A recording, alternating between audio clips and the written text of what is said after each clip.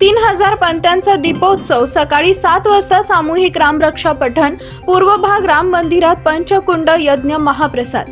पूर्व भागातील राम मंदिरात श्रीरामांच्या प्राणप्रतिष्ठापना सोहळ्यानिमित्त पंचकुंड यज्ञ आणि 2 दिवस सलग भक्तांना महाप्रसाद वाटप करण्याचा व सामूहिक रामरक्षा पठण आणि 3000 पंत्यांचा दीपोत्सव साजरा केला जाणार आहे। तर भक्तांसाठी अयोध्येच्या त्या मंगल क्षणाचा आनंद घेता यावा याकरता मोठ्या प्रमाणावर LED स्क्रीन लावून थेट लाईव्ह प्रक्षेपण केले जाणार असल्याची ही माहिती यावेळी श्रीनिवास चिप्पा यांनी दिली आहे। याकरता तयारी सुरू असून 2 दिवस सलग महाप्रसादाचं आयोजन केलं जाणार आहे। 21 जानेवारी रोजी सामूहिक रामरक्षा नित्य पूजा, त्यानंतर पंचकुंड यज्ञाचा विधी पार पडेल। त्यानंतर दुपारी महाप्रसादाचं आयोजन करण्यात येईल आणि सायंकाळी भजनाचा कार्यक्रम असणार आहे। तर ज्या दिवशी अयोध्येत प्रभू रामचंद्राचा प्राणप्रतिष्ठापना केली जाणार आहे त्या दिवशी पहाटे 6 वाजता नित्य अभिषेक होईल, नित्य पूजा होईल। त्यानंतर झालेल्या पंचकुंड यज्ञाच्या पूर्णाहुतीचा विधी संपन्न होईल।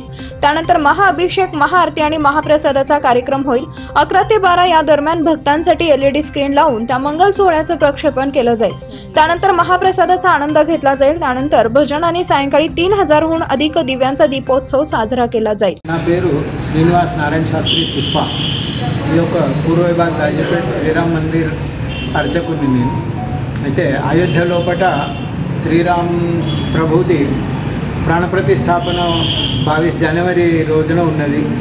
ఆ రోజు నిమిత్తంగా మేము ఇక్కడ 21 తారీఖు నాడు पंचकुंड अने यज्ञ होम हवन आणि दुसऱ्या दिवशी अभिषेक, महाअभिषेक, दीपोत्सव, पालखी सेवा, महाआरती, प्रसाद वाटप कार्यक्रम